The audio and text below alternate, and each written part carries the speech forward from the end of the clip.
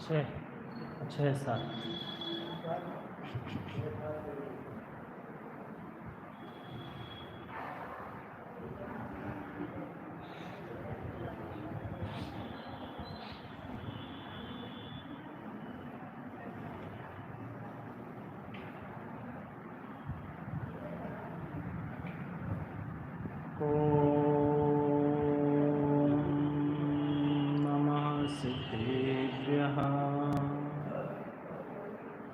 नमो अर्हन्तां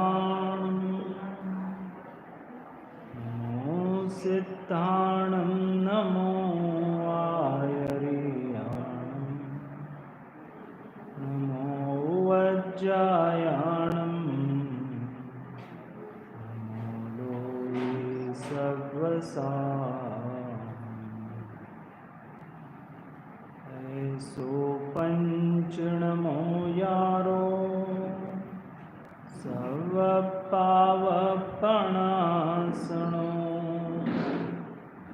मंगलाणं च सर्वेसिं परमं हवै मंगलमय मंगलकरण वीतरागविज्ञान नमो ताहि जाते भय अर्हन्तादि परिमंगल करि हो महा ग्रंथ करने को काज जाते मिले समाज सब पावे निज पद राज।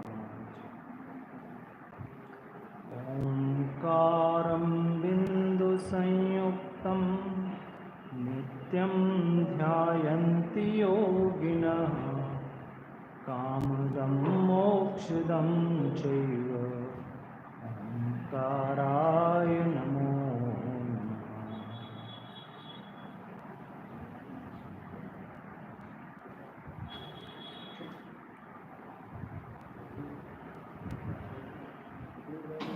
दश लक्षण महापर्व के इन पावन प्रसंग में सायंकालीन सभा में प्रतिदिन अपन आचार्य भगवंतों के विद्वानों के द्वारा लिखित ग्रंथों में से कुछ विशेष विषयों पर चर्चा कर रहे हैं। चूँकि ये दिन विशुद्ध रूप से आत्म साधना के दिन हैं, ये पर्व हमारी आत्म साधना को प्रबलता प्रदान करने वाले हैं। ये पर्व आत्म साधक जीव को मोक्ष महल में ले जाने वाले हैं। चूँकि हम सब भी आत्म साधक हैं, तो आत्म साधना में जो बाधक तत्व हैं, उन बाधक तत्वों को दूर कर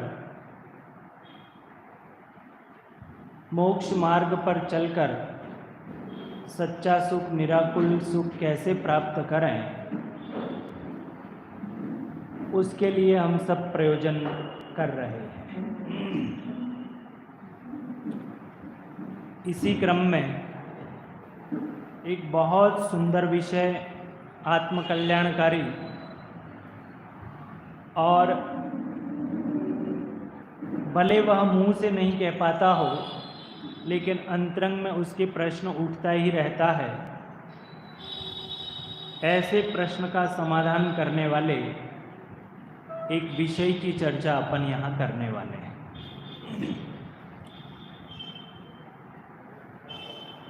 प्रत्येक जीव की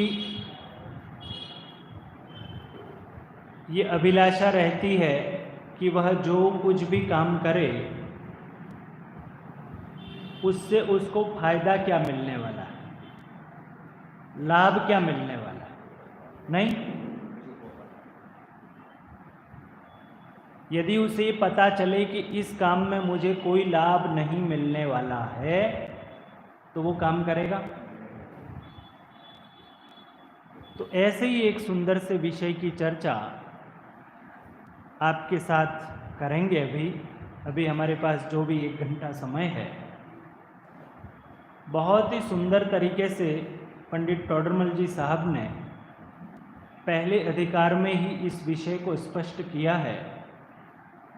हेडिंग दिया है अरहंतादिक से प्रयोजन सिद्धि।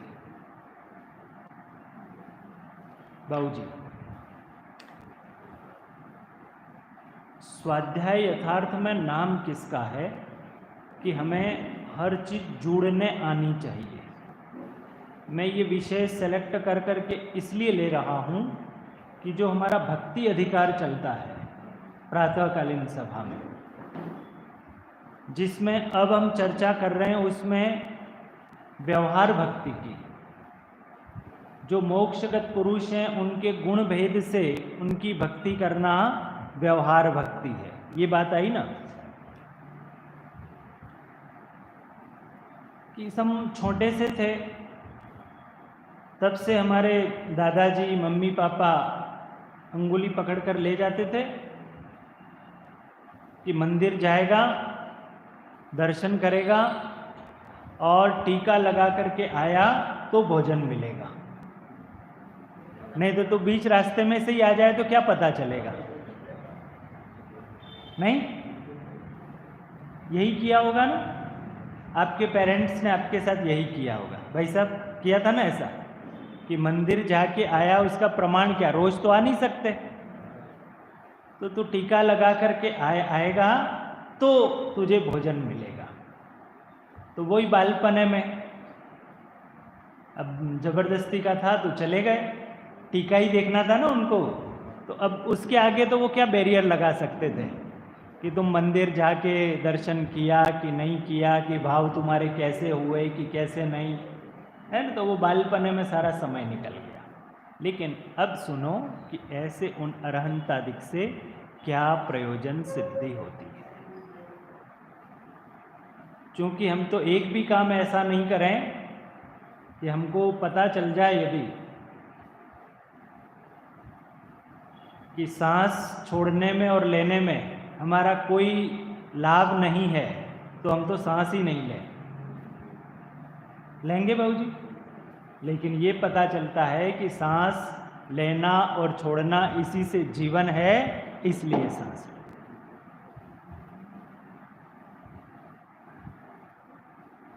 एक बात कह करके आज का विषय आरंभ करता हूँ। जैसे पिछली बार जब हमारे यहाँ पर दिसंबर का शिविर था, उस समय में मैंने ये वाक्य प्रयोग किया था, तो प्रोफेसर डॉक्टर वीर सागर जी ने इस वाक्य की बहुत प्रशंसा करी थी। वाक्य इस प्रकार से था भाई साहब कि जैसे हमारे जीवन के लिए ऑक्सीजन जरूरी है, ऑक्सीजन जरूरी है ना, हम श्वास लेते हैं, छोड़ते हैं तो CO2 निकलती और ऑक्सीजन ग्रहण करते हैं। और ऑक्सीजन की क्या महत्ता है ये आपने 4 साल पहले जो एक काल आया था उसमें आपने देखा होगा, देखा था ना, कितनी तकलीफें झेली हैं लोगों ने। तो जैसे जीवन के लिए ऑक्सीजन की आवश्यकता है, ऐसे ही हमारे धार्मिक जीवन के लिए स्वाध्याय की आवश्यकता है। बाबूजी, ऑक्सीजन के बिना जीवन चल सकता है?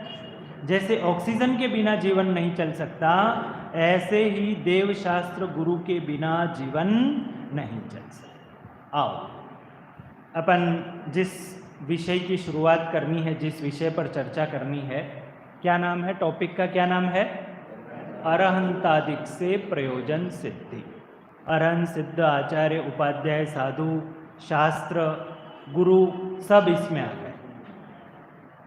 ठीक है,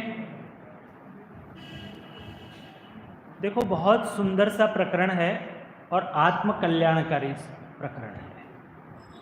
इससे हम क्यों कर रहे हैं ये पता चलेगा। वो बालपने में तो माताजी पिताजी ने ज़बरदस्ती भेज दिया था और वो आदत हमारी पड़ गई थी तो करते चले आ रहे हैं। लेकिन अब तो पता चलना चाहिए ना, अब इस अवस्था में आ गए हैं तो क्यों करें, क्यों मंदिर जाएं?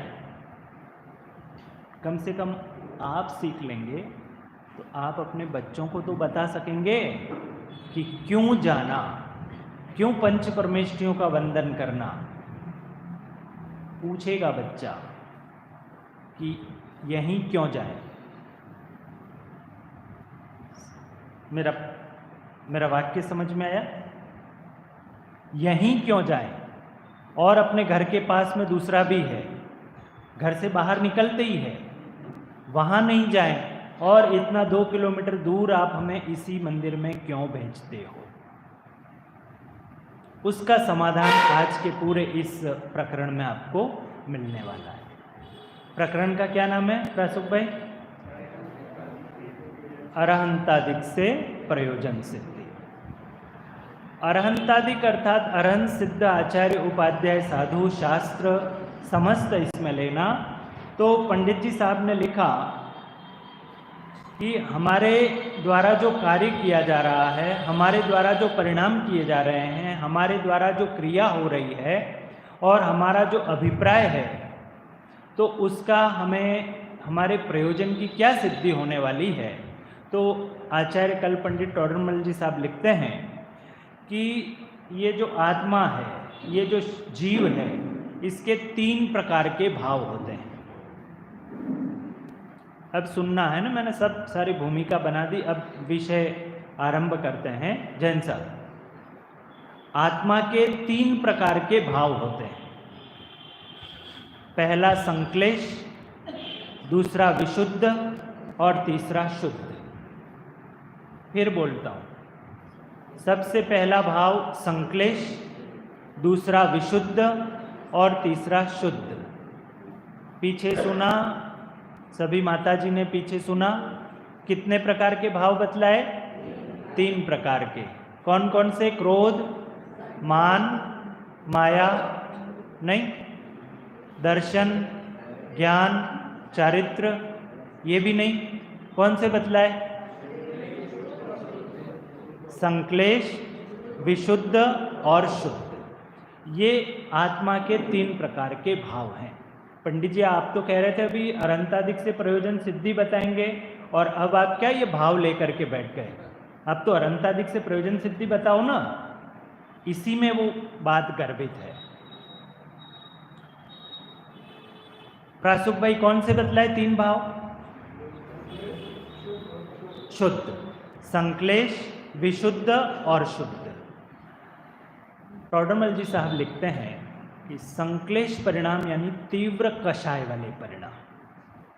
संक्लेश परिणाम यानी क्या? तीव्र कषाय वाले। जैन साहब, संक्लेश परिणाम यानी तीव्र कषाय वाले। विशुद्ध परिणाम यानी मंद कषाय वाले, और शुद्ध परिणाम यानी कषाय रहित परिणाम। ख्याल में आया? फिर बोलता हूं, है ना, एक बार में हमको याद हो जाएगा और हमारी स्मृति में बैठ जाएगा, ऐसा जरूरी नहीं है, धारणा तक चल जाना चाहिए। भाव कितने प्रकार के बतलाए आत्मा के? 3 प्रकार के। पहला भाव माताजी, पीछे माताजी, संक्लेश। दूसरा दीदी, विशुद्ध। तीसरा भाई साहब, शुद्ध। संक्लेश यानी तीव्र कषाय। संक्लेश इज इक्वल टू तीव्र कषाय। विशुद्ध परिणाम यानी मंद कषाय, और शुद्ध परिणाम यानी कषाय रहित परिणाम। ठीक है? अब देखो, संक्लेश परिणाम जो है, संक्लेश परिणाम यानी तीव्र कषाय वाले परिणाम है। जो संक्लेश परिणाम तीव्र कषाय वाले परिणाम है, उससे तो आत्मा का जो स्वभाव है, ज्ञान दर्शन स्वभाव है, उस ज्ञान दर्शन स्वभाव के घातक जो कर्म है, ज्ञानावरण, दर्शनावरण इत्यादि जो घातिया कर्म है, ऐसे उन संक्लेश परिणामों का बंध होता है। ख्याल में आया? फिर बोलता हूं, संक्लेश जो परिणाम है, संक्लेश परिणाम अर्थात तीव्र कषाय वाले परिणाम, तीव्र कषाय वाले यानी अनंतानुबंधी वाली कषाय है ना, जो अनंतानुबंधी कषाय है। और सरल आप कोई बता सकते हैं अनंतानुबंधी या संक्लेश परिणाम? संक्लेश परिणाम किसको कहेंगे बाबूजी, बोलेंगे संक्लेश परिणाम किसको कहेंगे? मैं मर्यो, ये तो आपने परिणाम बताया उसका, मैं तो कोई उदाहरण बताओ। संक्लेश परिणाम कौन से परिणाम होते हैं? संक्लेश अनंत कषायों का बंद करा, आपने भी फल बताया, मुझे तो परिणाम बताओ। संक्लेश परिणाम कौन से हैं भाई साहब? हैं जीवों के प्रति दया नहीं होना, ठीक है। आप कुछ कह रहे थे, आपने अच्छी बात कही थी, बोलो। बहुत बढ़िया, हाँ, आत्मा का अनादर करना, कि अपनी आत्मा का स्वभाव जो है, उस आत्मा के स्वभाव की ओर उन्मुख नहीं होना। सारी दुनिया के काम तो करे, लेकिन आत्मा की बात आवे तो वहां पर से रास्ता बदल दे। वो आत्मा की बात कानों में नहीं पड़ जाए तो कान बंद करके निकल जाए उधर से। कहीं आत्मा की बात कान में पड़ गई तो मेरी जाति ही बदल जाएगी। पता है आपको जैनेतर लोगों में ऐसा क्यों कहा जाता है? सुना भी होगा आपने कि यदि जिन मंदिर के सामने से निकलो और वहाँ पर कोई जिनवाणी की बात चलती हो तो कानों पर हाथ रख लेना, वो बात सुनना नहीं। और यदि वहाँ रास्ता नहीं मिलता हो और हाथी खड़ा हो बीच में तो हाथी के पैर के नीचे कुचल जाना अच्छा, लेकिन जिन मंदिर में नहीं जाना। इसके पीछे रीज़न पता है आपको क्यों कहा जाता है? ऐसा इसलिए कहा जाता है कि आप तीर्थंकर भगवान महावीर स्वामी के उस समव शरण को याद करो। 66 दिन तक दिव्य ध्वनि नहीं गिरी। इतना हम में और आप में धैर्य है? पंडित जी, आप 66 दिन की बात करते हो, 6 मिनट तक आप बिना बोले यहाँ पर बैठ गए ना, तो आपको आप ही मिलोगे, यहाँ पर सब भाग जाएंगे। तो 66 दिन तक वो लोग बैठे रहे। मैं उस चीज़ को विस्तार नहीं कर रहा हूँ, वो अलग है, वो विषय है धैर्य का, उस पर मैं बोलता हूँ जब, तो उस पर व्याख्यान देता हूँ। तो वो जब वो सारी कहानी पता है आपको, सौधर्मेंद्र को भान हुआ 66 दिन बाद, वो वहाँ जाता है और वहाँ से उनको लेकर के आता है। तो वो कौन थे? 500 उन लोगों के गुरु थे, है ना। और वो वहाँ से यहाँ कर चल के आए हैं, सुना नहीं है अभी। उन महाराज ने, गौतम महाराज ने अभी तक सुना नहीं है, मात्र दर्शन किए हैं मानस स्तंभ के, और उन्होंने, उनका मत परिवर्तन हो गया। हुआ ना? ये सारी आप जानते हैं, पढ़ा है आपने। तो इसलिए कि यदि एक भी व्यक्ति यहाँ सुनने को चला गया ना, तो ये फिर हमारा रहने वाला नहीं है। और ये अकेले ही नहीं गए, अपने साथ साथ कितने और शिष्यों को भी ले गए। इसलिए ऐसी व्यवस्था करो कि इनको सुनने ही मत दो, क्योंकि जो भी सुनने के लिए जाता है, जो भी सोनगढ़ चला गया, तो वो वहीं का होके रह जाता है। क्यों बाबूजी?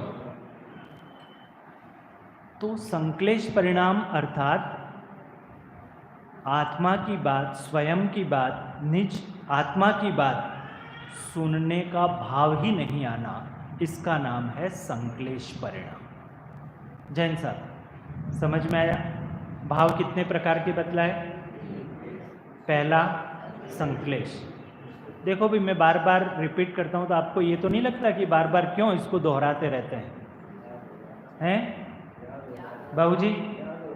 हाँ, नहीं तो शताब्दी एक्सप्रेस भी चला सकता हूँ मैं, लेकिन जो विषय अपन सुन रहे हैं, देखो मेरा प्रायः एक मोटो रहता है, एक लक्ष्य रहता है कि यदि मैं आपके साथ 60 मिनट चर्चा करता हूँ तो सिर्फ 60 मिनट ही नहीं, अपन यहाँ पर जितने भी 40-50 लोग बैठे हुए हैं, 60 मल्टीप्लाई करो 50,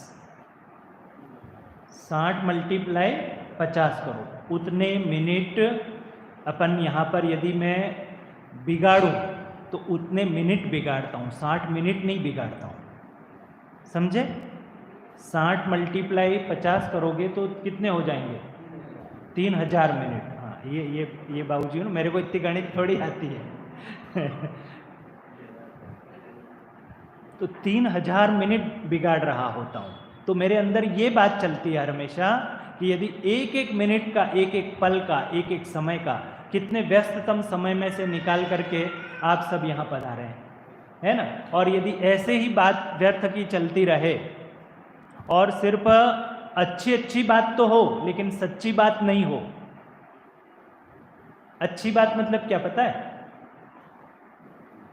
अच्छी बात क्या होती है? कोई उदाहरण? वो जब व्यर्थ डे होता है ना, व्यर्थ डे होता है ना, उस पर एक गाना चलता है। कौन सा गाना चलता है प्रसुख भाई? ये दिन बार बार, आगे जियो हजारों साल, और भी कुछ, दिन हो 50,000, है ना? तो ये बात अच्छी तो लगती है लेकिन सच्ची है क्या? ऐसा हो सकता है क्या? तो जिनवाणी ऐसी अच्छी बातें नहीं सुनाता, अच्छी भी बातें सुनाती है जिनवाणी और सच्ची भी बात सुनाती है। ये जनवाणी में और जिनवाणी में क्या बोला?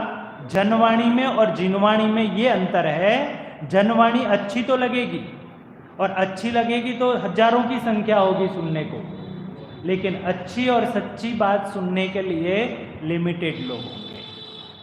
तो क्या बात कर रहे थे? संश्लेष परिणाम। संश्लेष परिणाम यानी अपने आत्म परिणामों का अवलोकन नहीं करना, अपनी आत्मा का अवलोकन नहीं करने देने वाले परिणामों को संश्लेष परिणाम कहते हैं। ऐसे संश्लेष परिणामों से जो बाबूजी बोले थे, क्या होता है बाबूजी? बोलना एक बार। भावते मर्यो।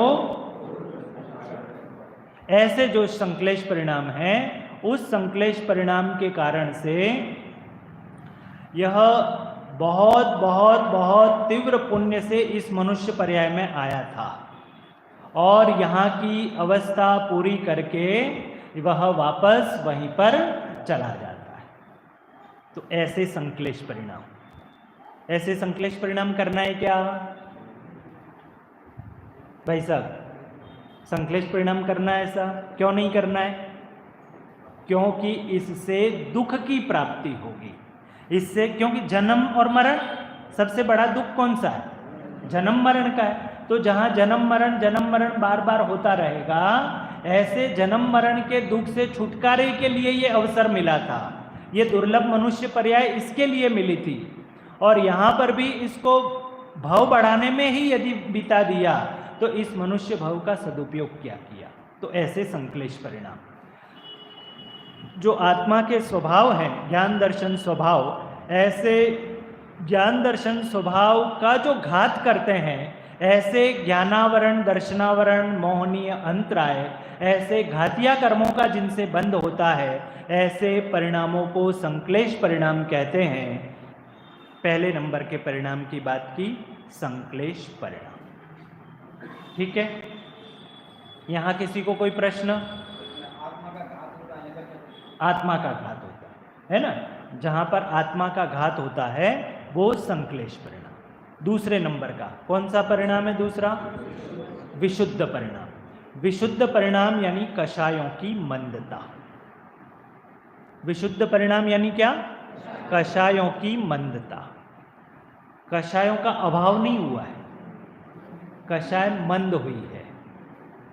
तो जो कषाय मंद हुई है, उन कषाय मंद की अवस्था में कुछ शुभ परिणाम होते हैं, कुछ अशुभ परिणाम होते हैं। तो जो शुभ परिणाम होते हैं, उन शुभ परिणामों के फलस्वरूप अरहंतादिक की, उनकी पूजन भक्ति की, उनकी स्तुति की, उनकी वंदना का जो भाव आता है, ऐसे जो परिणाम है उसका नाम है विशुद्ध परिणाम। और तीसरा परिणाम है शुद्ध परिणाम, जो कषाय रहित अवस्था है। पहला परिणाम संक्लेश, दूसरा विशुद्ध, तीसरा शुद्ध। अब जो अपन विस्तार करेंगे वो संक्लेश को बतला दिया मैंने, संक्लेश का हमारा यहाँ कोई रोल है नहीं, शुद्ध में अभी हम है नहीं, शुद्ध में अभी हम है नहीं, अभी हम किस में हैं? विशुद्ध में। उस विशुद्ध परिणाम की आपके साथ चर्चा कर रहा हूं। ख्याल में आया? किसकी बात कर रहे हैं भाई साहब? जैन साहब के पीछे परिणामों की। कौन से? संक्लेश की कर दी, विशुद्ध और शुद्ध। तो संक्लेश परिणाम हमको करना नहीं है, ठीक है ना? देखो भाषा में तो ऐसा ही आएगा, है ना? आप जब वस्तु स्वतंत्रता की बात करेंगे, सहजता की बात करेंगे, तो वहाँ कहेंगे कि होता स्वयं जगत परिणाम, मैं जग का करता क्या काम, है ना? और जब उपदेश में जब बात कही जाएगी तो ऐसा कहा जाएगा कि अपने परिणामों को संभालो। दोनों शैलियां समझ में आ रही ना आपको? तो भाई साहब संक्लेश परिणाम करना नहीं है, शुद्ध परिणाम अभी है नहीं, और विशुद्ध परिणाम जिसमें हम डोल रहे हैं, तो उसकी चर्चा अपन यहाँ पर कर रहे हैं। तो जो विशुद्ध परिणाम है वो विशुद्ध परिणाम जिसमें कषायों की मंदता है, और उन कषायों की मंदता के कारण से, कषायों की मंदता हुई है इसलिए ही वह जिन मंदिर में आया है। यदि कषायों की तीव्रता होती तो वह दुकान पे बैठता, कषायों की तीव्रता होती तो वह कहीं फैमिली के साथ घूमने के लिए जाता, कषायों की तीव्रता होती तो ये डैश डैश सारी चीज़ें लगा लेना। तो कषायों की मंदता हुई है, उन कषायों की मंदता के कारण ही यहाँ पर आया है। अब उसका प्रश्न है भाई साहब, उसका प्रश्न है कि मुझे इससे फायदा क्या होगा? कि साहब मैं दुकान पे बैठता तो मुझे इनकम होती, मैं घूमने फिरने जाता तो मेरा मन प्रसन्न रहता, मेरा परिवार प्रसन्न रहता, मैं और कोई सामाजिक काम करता तो मेरी समाज में मान प्रतिष्ठा होती, और कुछ करता तो बहुत सारी चीज़ें, सब चीज़ें होती। अब उसका प्रश्न है, आपका प्रश्न है कि नहीं है? भाई साहब प्रश्न है आपका, बाबू जी आपका प्रश्न है कि साहब हम यहाँ आ रहे हैं तो हमें क्या फायदा, क्या लाभ? हम सुबह से पूजन प्रक्षाल अभिषेक करते हैं, स्वाध्याय सुनते हैं, दोपहर में स्वाध्याय करते हैं, अपना स्वयं का स्वाध्याय करते हैं, शाम को स्वाध्याय सुनते हैं, रात को फिर स्वाध्याय करते हैं, जो कुछ भी, जो सारी ये चीज़ें कर रहे हैं उससे हमें क्या लाभ है? ये प्रश्न आपका है कि नहीं है? यदि आपका प्रश्न नहीं है तो मैं इसको बंद करता हूँ और दूसरा विषय चालू करता हूँ। जब आपका प्रश्न नहीं है, जिज्ञासा नहीं है, तो वो प्रश्न क्यों रखूँ मैं, उस पर क्यों बात करूँ? आपका प्रश्न है अमित जी भाई साहब, प्रश्न है कि नहीं है? पीछे अमित जी भाई साहब, कि ये जो हमारा जो विशुद्ध परिणाम है, विशुद्ध परिणाम यानी क्या अर्थ किया था उसका? कषायों की मंदता।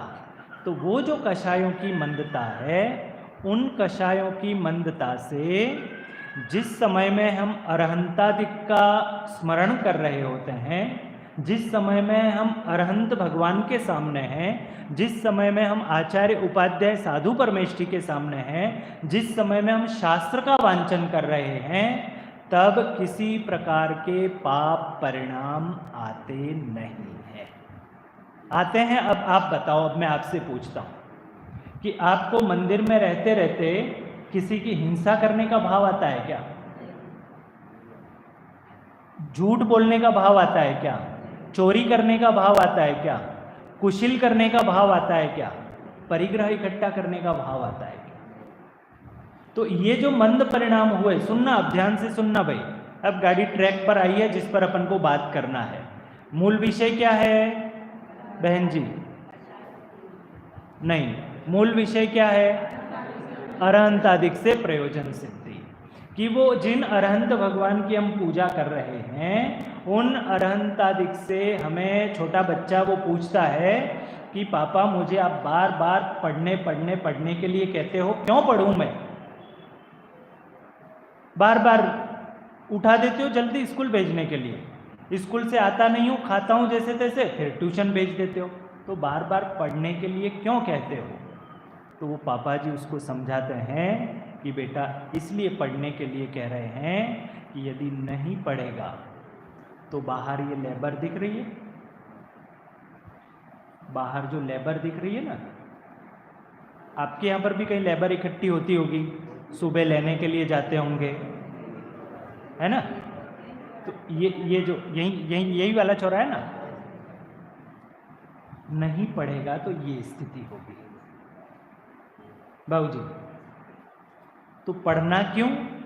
पढ़ना इसलिए कि अपना कम से कम जीवन यापन बहुत अच्छे से कर सके, तब उसकी ख्याल में आता है कि मुझे इसलिए पढ़ना है। उस बच्चे को स्पष्ट हुआ कि क्यों पढ़ना है। तो यहाँ पर वो प्रश्न पूछ रहा है आपसे बच्चा, कौन सा बच्चा? हम स्वयं, है ना? तो हमारा प्रश्न है कि महाराज इन अरहंतादिक से जो आप हमें बार बार कहते हो हमारे प्रयोजन की क्या सिद्धि है? तो आचार्य भगवान कहते हैं कि जो अरहंत सिद्ध आचार्य उपाध्याय साधु पंच परमेष्ठी जो हमारे इष्ट हैं, शास्त्र हैं, तो उनकी जब हम उस समय में जो कषाय मंद हुई थी, कषाय मंद की अवस्था में हमारे जो परिणाम उसमें लगे हैं, अरहंतादिक का स्वरूप समझने में लगे हैं, अरहंतादिक की पूजा करने में लगे हैं, अरहंतादिक की आराधना करने में लगे हैं, उनके गुण जानने में लगे हैं। बहुत सारी बातें बोली मैंने, है ना?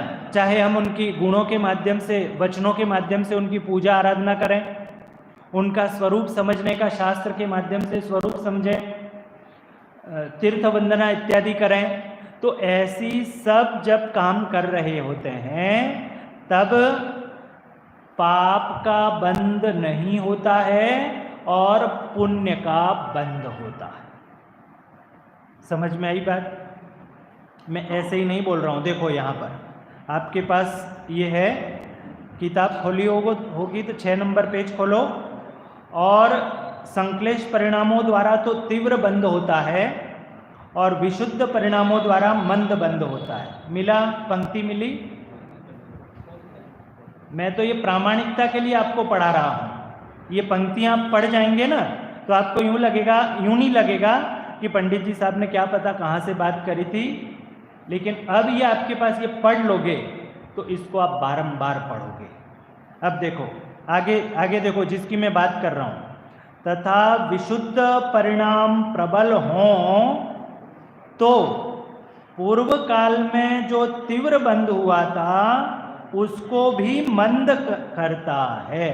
अभी ये वाक्य मैं बोला नहीं हूँ। वो जो हमारे मंद परिणाम जो हुए हैं, पूर्व का जो हमारा तीव्र बंध हुआ है, वो भी कर्मों की अवस्थाएं होती हैं, उत्कर्षण, अपकर्षण, संक्रमण, है ना? वैसे तो 10 अवस्थाएं हैं, लेकिन उन सब 10 अवस्थाओं की बात नहीं कर रहा हूँ। यहाँ पर जो अपना प्रकरण चल रहा है उसी में बात कर रहा हूँ। तो उत्कर्षण, अपकर्षण और संक्रमण, ये 3 नए शब्द आए हैं, है? तो सामान्य अर्थ बतलाता हूँ।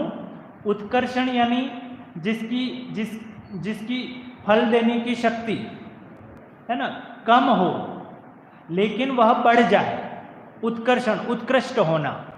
अपकर्षण यानी कम हो जाना। समझ में आ रहा है? जैसे पाप रूप परिणाम, पाप रूप बंध था, लेकिन वो पाप रूप कम होकर के पुण्य रूप हो जाए, है ना? और पाप रूप थे वो घट करके पुण्य रूप हो जाए, उत्कर्षण, अपकर्षण और संक्रमण बदल जाए, पुण्य पाप रूप हो जाए, पाप पुण्य रूप हो जाए। तो ऐसा जब ऐसे उसके शुभ परिणाम हैं, उन शुभ परिणामों के फलस्वरूप जो पूर्व में जो बंधे हुए कर्म हैं उनके भी फल देने की शक्ति, अनुभाग बंध जिसको बोलते हैं, फल देने की शक्ति वो भी कम हो जाती है। घाटे का सौदा है कि लाभ का सौदा है? क्यों साहब? भाई साहब, आपको कह रहा हूं, घाटे का सौदा है कि लाभ का सौदा है? अरे हमने लोन लेकर के बिजनेस शुरू किया, लोन लेकर बैंक से या किसी साहूकार से। वो जो लोन लेकर के हमने बिजनेस शुरू किया है, अब यदि उस बिजनेस से हम उस लोन को चुका दें, तब तो हमारा लोन लेना और बिजनेस करना सार्थक है कि नहीं है? और वो लोन ऋण, जो ऋण लिया है, वो मल्टीप्लाई होकर बढ़ता ही जाए, बढ़ता ही जाए, और एक दिन दुकान बंद करने की स्थिति आ जाए, तो हमने क्या किया? समय बर्बाद किया। तो वो यहाँ लिखा पंडित जी साहब ने, देखो, तथा विशुद्ध परिणाम प्रबल हों तो पूर्व काल में जो तीव्र बंध हुआ था उसको भी मंद करता है। शुद्ध परिणामों द्वारा बंद नहीं होता, केवल उनकी निर्जरा ही होती है। ठीक है, ये तीनों बातें मैं आपसे कर चुका। अब आगे देखो, अभी जो मैंने बात करी वो पंक्तियां यहां पर हैं। अरहंतादिक के प्रति स्तवन आदि रूप जो भाव होते हैं वे कषायों की मंदता सहित ही होते हैं, इसलिए वे विशुद्ध परिणाम हैं। पुनश्च समस्त कषाय मिटाने का साधन है, इसलिए शुद्ध परिणाम का कारण है। अब रुको यहाँ पर। जो विशुद्ध परिणाम है ना, कौन से? जो अरहंतादिक की हम पूजा कर रहे हैं, अरहंतादिक की साधना कर रहे हैं, अरहंतादिक की अर्चना कर रहे हैं, ये जो परिणाम है, ये परिणाम उन शुद्ध परिणामों के साधन हैं। समझ में आया? क्या बोला? जो विशुद्ध परिणाम है, क्या बात कर रहे हैं अपन? अरहंतादिक से प्रयोजन सिद्धि। तो जो वो मंद कषाय रूप परिणाम है, मंद कषाय में हम क्या कर रहे हैं? अरहंतादिक आदि, अरहंत भगवान आदि की पूजा कर रहे हैं, आराधना कर रहे हैं, उनके गुणों का स्तवन कर रहे हैं। तो ऐसे परिणामों से ये भाव हो रहे हैं कि शुद्ध की ओर मैं कैसे जाऊं। उन अरहंत भगवान का स्वरूप समझ कर करके, यहीं आगे एक पेज पहले ही लिखा है अरहंत का स्वरूप लिखते हुए कि जो गृहस्थपना त्याग कर मुनि धर्म अंगीकार कर निज स्वभाव साधन द्वारा चार घाती कर्मों का क्षय करते हैं और अनंत चतुष्टय रूप विराजमान हुए हैं। तो ये जो उनका स्वरूप पढ़ा, तो वो स्वरूप पढ़ते पढ़ते उसके ख्याल में क्या आता है कि मेरी वो दशा कब आएगी, मैं कब निर्ग्रंथों का मार्ग अपनाऊंगा। वो भाव बने, और वो भाव बनते बनते उसके परिणामों में जो शुद्धता आती है, तो ऐसे विशुद्ध परिणामों से वो शुद्ध परिणामों की ओर बढ़ता है। भाई साहब, समझ में आ रहा है? वो लिया तो हमारे पास एक भी पैसा नहीं था, जीरो, शून्य, और हमने सारा का सारा लोन लिया था, लोन लेकर के बिजनेस शुरू किया है। लेकिन बिजनेस से पहले दिन हमको सिर्फ 5 रुपये का फायदा हुआ है, दूसरे दिन हमको 50 रुपये का फायदा हुआ है, और जैसे जैसे आगे बढ़ते जा रहे हैं हमको फायदा होता चला जा रहा है, और आज ऐसी स्थिति में आ गए हैं कि हम दूसरे को लोन दे सकते हैं। सब अपना अपना विचार करना। यदि आप प्रॉपर गुना के नहीं होंगे, कहीं ना कहीं गांव से चल करके आए होंगे। बाबूजी आप आए ना, लुकवासा से आए ना, वहां से जब आए थे तब ऐसी कंडीशन में थे?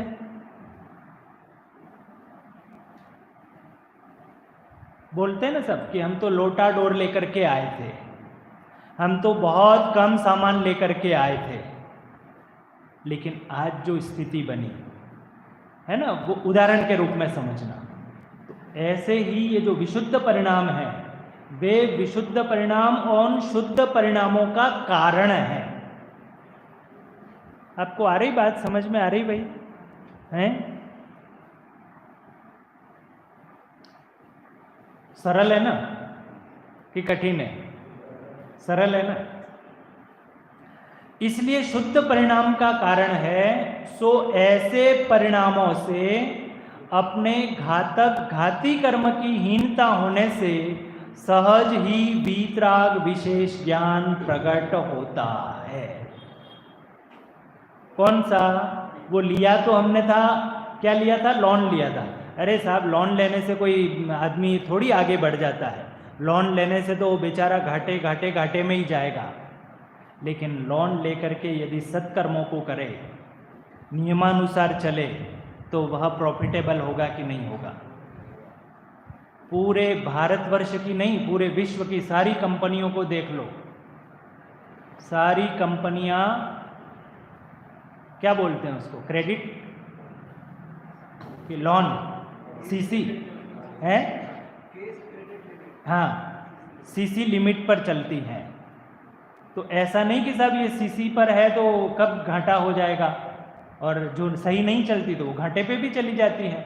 लेकिन जो कंपनियां सीसी लिमिट से चलती हैं वे ही लाभांश देती जाती हैं, और वो लाभांश हजारों में नहीं, लाखों में नहीं, करोड़ों में वो लाभांश होता है। लाभांश की बात कर रहा हूँ, टर्नओवर नहीं कह रहा हूँ, प्रॉफिट, हाँ, जिसको लाभांश कहा जाता है। ऐसे ही आचार्य भगवान ने यहाँ पर लिखा कि जो विशुद्ध परिणाम थे, परिणाम कौन कौन से? संक्लेश की हमको बात करना नहीं है, शुद्ध की हमको बात करना नहीं है। बात किसकी कर रहे हैं? शुद्ध परिणाम की। वो जो शुद्ध परिणाम, विशुद्ध परिणाम है, उस विशुद्ध परिणाम में, विशुद्ध परिणाम यानी कषायों की तीव्रता, सही बोला बाबू जी? हाँ, कषायों की मंदता, क्या नाम है इसका? विशुद्ध परिणाम। तो उन विशुद्ध परिणामों के बलबूते पर वह आत्म स्वभाव को समझ लेता है। क्या कहा? समझ में आ रही बात मेरी? वो विशुद्ध परिणाम के बलबूते पर शुद्ध परिणाम की ओर अग्रसर हो रहा है, इसलिए अरहंतादिक हमारे लिए प्रयोजनवान है। पंक्ति पढ़ी आपने? मैंने ये पंक्ति पढ़वाई है आपको। देखो, सो ऐसे परिणामों से अपने घाती कर्म की हीनता होने से सहज ही वीतराग विशेष ज्ञान प्रकट होता है। जितने अंशों में वह हीन हो उतने अंशों में यह प्रकट होता है। इस प्रकार अरहंतादिक द्वारा अपना प्रयोजन सिद्ध होता है। पढ़ा था ये पहले, अरहंतादिक से प्रयोजन सिद्धि, अर्थ निकाला था ऐसा। ऐसे शास्त्र का स्वाध्याय आपने किया था। भाई, स्वाध्याय कहते किसको हैं?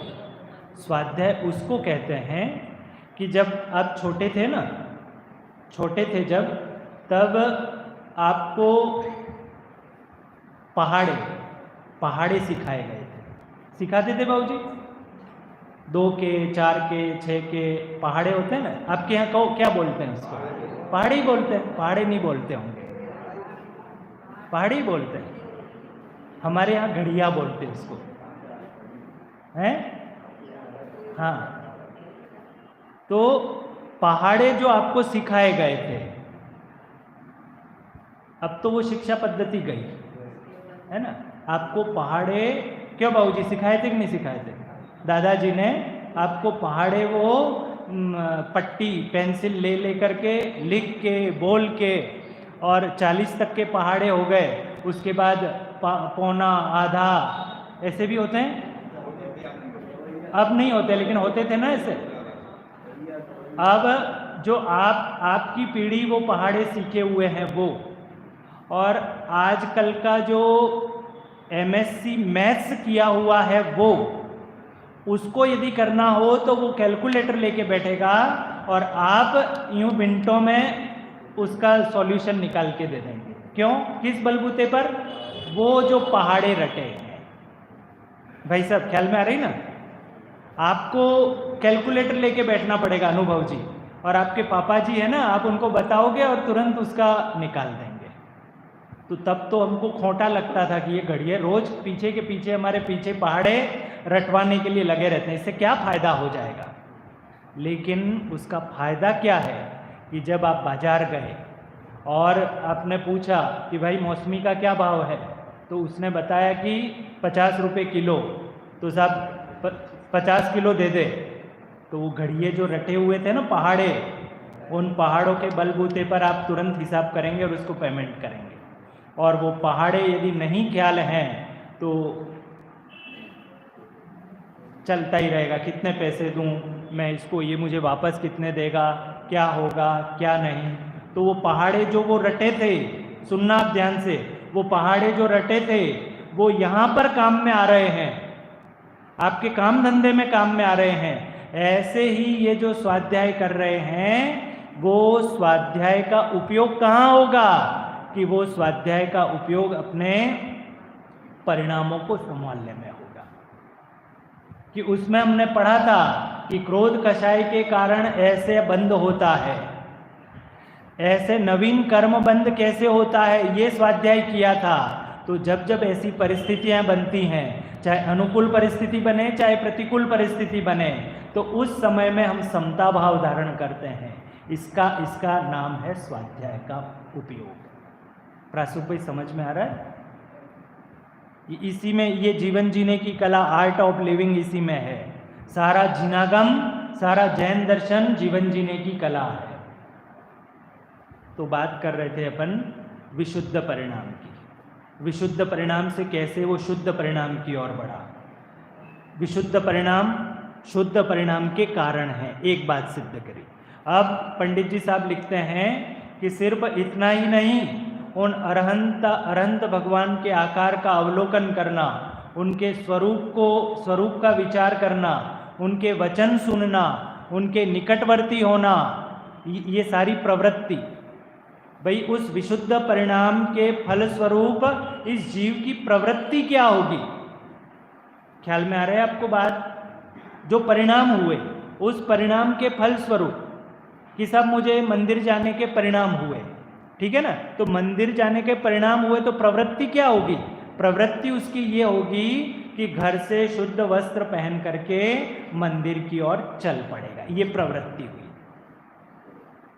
तो ऐसे जो मंद कषाय रूप विशुद्ध परिणाम है, उन विशुद्ध परिणामों के फल स्वरूप यह उन अरहंतादिक के आकार का अवलोकन करना, उनके स्वरूप का विचार करना, उनके वचन सुनना, उनके निकटवर्ती होना, देवशास्त्र गुरु सभी के प्रति, तो ऐसे उनके समीपवर्ती होता है, तो उससे भी वीतराग विशेष ज्ञान रूप प्रयोजन की सिद्धि होती है। ये तो सब ठीक है महाराज, ये तो आपके पास रहने दो, काम की बात करो आप। तो ये सब अच्छा भाव मिलेगा न, सब कुछ होगा न, ये तो आप अपने पास रखो, हमें तो काम की बात बताओ। वो ये अरहंत भगवान की पूजा करने से बाह्य में इंद्रिय सुख की प्राप्ति होगी कि नहीं, ये बात करो आप। तो समझना भाई, बहुत अच्छे से समझना। अनुभव भाई, अमित जी भाई साहब, सुनना इस अब आगे की बात को सुनना। क्या प्रश्न किया कि मोक्ष तो किसने देखा, स्वर्ग किसने देखा, है ना। हमें तो उसकी बात नहीं, हमें तो वर्तमान की बात करो कि हमें पंचेंद्रिय विषय सुख की प्राप्ति होगी कि नहीं, अनुकूलताएं मिलेंगी कि नहीं मिलेंगी। निश्चित रूप से अब मैं बार बार कहता हूं कि टोडरमल जी साहब की विशेषताएं क्या हैं। यदि आप और हम होते तो 100% ये कहते चुप रहे, बात कौन सी कर रहे हैं, मोक्ष की बात कर रहे हैं और तू ये बात कर रहा है, तो हम उसको चुप कर देते। लेकिन टोडरमल जी साहब की भाषा देखो, वो कैसे उस बात को समझाते हैं कि भाई उससे अरहंतादिक से वो जो तू चाह रहा है उसकी भी प्रयोजन की सिद्धि होगी। क्यों होगी? कि जो तेरी मंद कषाय हुई है, मंद कषाय के फल स्वरूप पाप परिणाम नहीं हो रहे हैं, पाप परिणाम नहीं हो रहे हैं और कैसे हो रहे हैं, पुण्य परिणाम हो रहे हैं। तो पुण्य बंध के फल स्वरूप बाहर की सारी अनुकूलताएं तुझे सहज में प्राप्त होनी है। विश्व का कोई ऐसा किसान है जो घास की खेती करता हो? काय की खेती करता है? गेहूं की खेती करता है, धान की खेती करता है, तो वो भूसा अपने आप प्राप्त होता है। और वो भूसा कितना प्राप्त होता है? ढेरों लगे रहते हैं। अभी थुबोन जी गए थे ना, तो खेतों में बहुत बड़े बड़े वो प्लास्टिक के ढके हुए रखे हुए थे। तो हमारी सहज जिज्ञासा हुई कि इसे बारिश में ऐसा क्या ढका हुआ है। तो भाई साहब ने बताया कि ये भूसा है, ये गाय भैंसों को इनको खिलाने के लिए भूसा है। तो वो भूसा इतना टनों बंद भूसा ऐसा रहता है। तो जो मंद कषाय हुए, सुनना भाई, अनुभव भाई, जो मंद कषाय हुए, पाप परिणाम नहीं हुए, तो पाप परिणाम नहीं होने के कारण से जो पुण्य परिणाम हुए, पुण्य भाव हुए, शुभ भाव हुए, उसके फल में सर्व अनुकूलताएं सहज में होती हैं। आपने एक जुमला तो जरूर सुना होगा। जुमला क्या, यथार्थ ही लोग मानते थे कि जो भी सोनगढ़ जाता है, गुरुदेव के पास जाता है, नहीं चलता था ना, वो जो परिणाम जो हुए हैं उसके निर्मल परिणाम हुए हैं। और पहले बोला था ना कि वो संक्रमण, जो पाप रूप परिणाम थे वे भी संक्रमित होकर पुण्य रूप हो जाते हैं।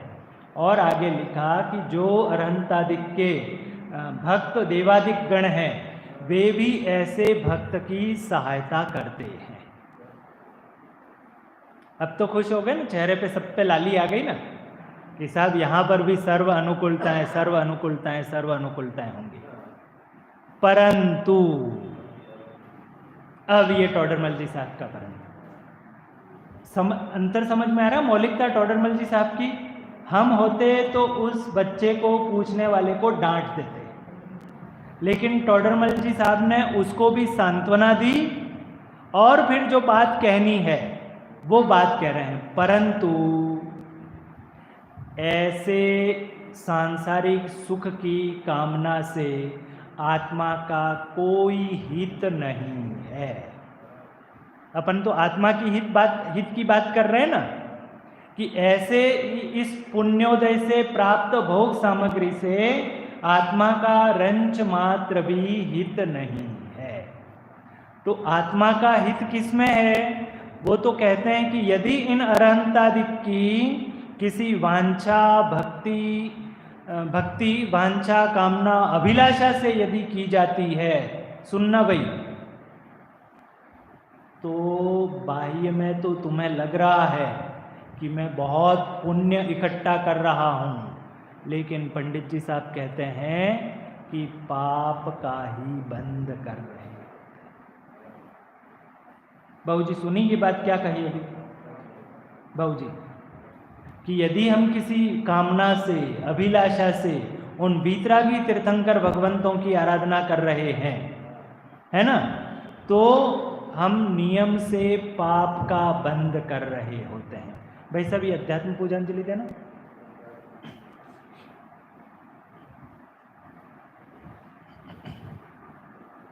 आपका समय तो हो गया है, लेकिन इसमें एक पंक्ति आती है, वो मुझे आपको इसके साथ रिलेटेड करके सुनानी है। मुझे फटाफट मिल गई तो आपको सुनाऊंगा, और नहीं मिली तो फिर कल के लिए रहने दूंगा।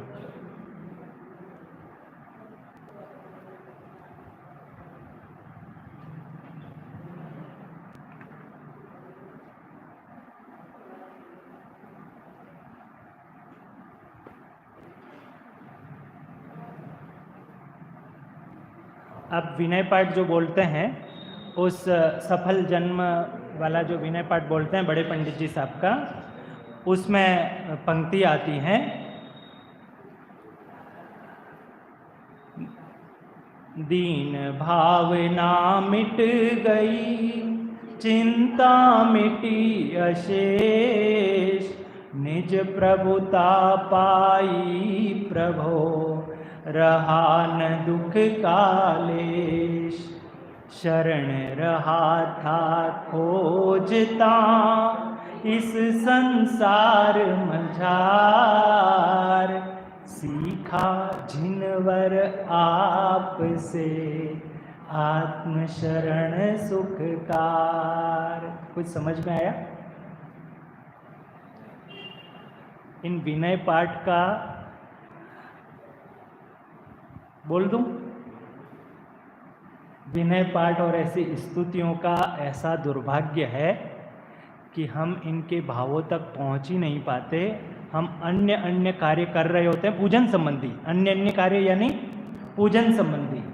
हम थाली सजा रहे होते हैं या द्रव्य को इधर से उधर कर रहे होते हैं, सिर्फ वचनों से बोलते रहते हैं, और कब वो विनय पाठ हमारा पूरा हो गया और हमारी सारी व्यवस्था बन जाती। प्रैक्टिकल अनुभव करना भाई इसको,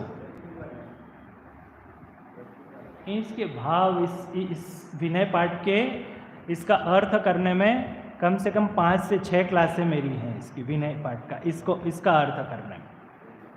जो अपन समय सार स्तुति बोलते हैं ना, संसारी जीवना भाव मरणा, उसमें क्यों जो भाव भरे हैं वो भाव स्पष्ट गुजराती में है, वो है ना, वो गुजराती में है। उसके जो भाव हैं वो भाव खिल जाएं तो आप समय सार को एक दिन छोड़ो नहीं। पानी पीना छोड़ दो, भोजन करना छोड़ दो, लेकिन समय सार का वाचन करना नहीं छोड़ो। ऐसे उसके भाव हैं। तो देखो, तो यहाँ पर अपन कहाँ बात करी थी कि जो तुम्हारा प्रयोजन है, सांसारिक प्रयोजन, इंद्रिय सुख की प्राप्ति, वो वैसा है जैसा खेती तो करे वो गेहूं की और उसे भूसा प्राप्त होता है, ऐसे ही विशुद्ध परिणामों के द्वारा वो शुद्ध परिणामों की ओर बढ़ता है। तो बाहर में अपने आप पुण्य बंध का होता है, अनुकूलताएं बनती जाती हैं, लेकिन यदि उन अनुकूलताओं के लिए करता है तो नियम से पाप का बंध होता है। तो दोनों बातें हो गई, दोनों बातें हुई कि नहीं? उन विशुद्ध परिणामों के द्वारा एक तो शुद्ध परिणाम की भी प्राप्ति, और उन विशुद्ध परिणामों के द्वारा तेरी जो अंदर में घास फूस तुझे चाहिए, वो घास फूस भी तुझे प्राप्त हो रही है कि नहीं हो रही। तो ऐसे ये जो अरहंत परमात्मा है, ये बच्चे को समझाना है कि क्यों जाएं हम अरहंत भगवान के पास, क्यों जाएं हम हमारे पास में जो है वहाँ क्यों नहीं जाएं।